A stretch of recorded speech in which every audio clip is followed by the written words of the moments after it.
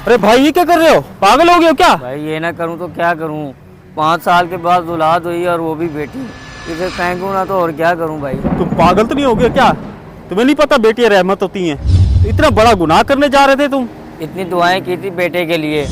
बेटा होता तो सारा बनता बुढ़ापे में। बेटियों को तो खर्चे ही होते हैं, जहेज के, शादी के। और वैसे भी मेरे इतने मसाइल नहीं है कि मैं इसको पाल सकूँ।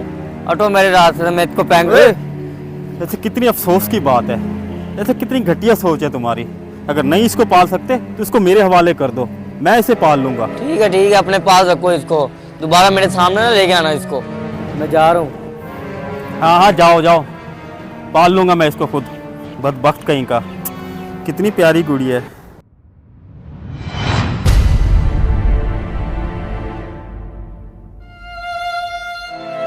किसका बच्चा उठाना है?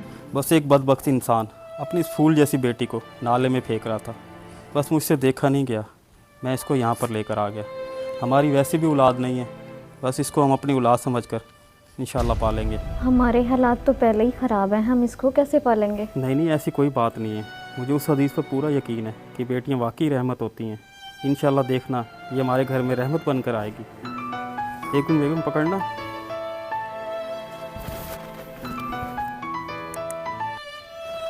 जी जी हेलो, जी मैं तनवीर बोल रहा हूँ।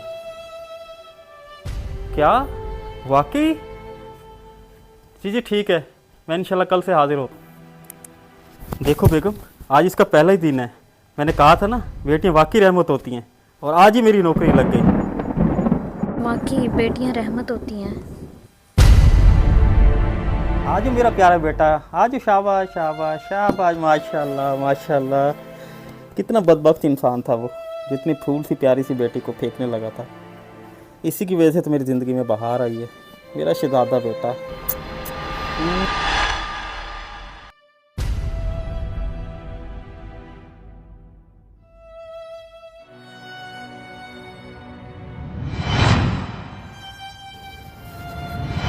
तुम तो वही नहीं हो जो उस दिन अपनी बेटी को फेंक रहे थे? आप तो वही है ना जो मुझसे मेरी बेटी लेके गए थे। जी भाई, मैं वही हूँ। मैं तो आपको खुद इतने अरसे से ढूंढ रहा था। मैंने आपका शुक्रिया अदा करना था। क्या मतलब, समझा नहीं मैं। बताता हूँ। दरअसल मैं भी एक गरीब आदमी था। जब से आपकी बेटी, जो कि अब मेरी बेटी है, जब से हमारे घर आई, उसी दिन मेरी एक नौकरी लग गई। और उसके आने पर हमें इतनी खुशियाँ मिली, इतनी बरकतें ज़ाहिर हुई कि मैं उसी कंपनी का मैनेजर लग गया। और ना सिर्फ ये कि अल्लाह पाक ने हमारी 10 लाख की लॉटरी भी निकाल दी, और ये सब उसी की वजह से ही है। अच्छा, इसका मतलब मेरी बेटी बड़ी किस्मत वाली थी, तो ये अमीर बन गया।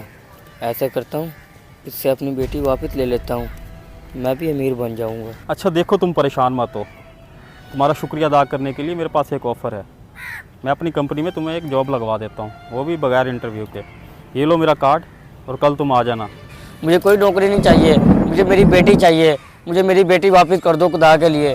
कितने बेशर्म इंसान हो तुम, शर्म आनी चाहिए तुम्हें। अपनी बेटी की किस्मत का हाल सुनकर फ़ौरन ही अपना फ़ैसला बदल लिया। उस दिन तो तुम कह रहे थे शक्ल मत दिखाना इसकी, और आज आ गया अपना हक जताने के लिए।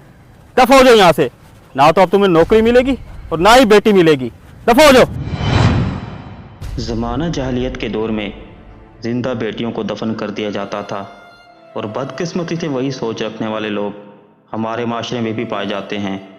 बेटी की फजीलत इससे बढ़कर और क्या होगी कि हमारे प्यारे नबी सल्लल्लाहु अलैहि वसल्लम की भी 4 बेटियां थीं। अगर हमारा ये मैसेज आपको पसंद आया हो तो एक लाइक, एक शेयर ज़रूर कीजिएगा। शुक्रिया।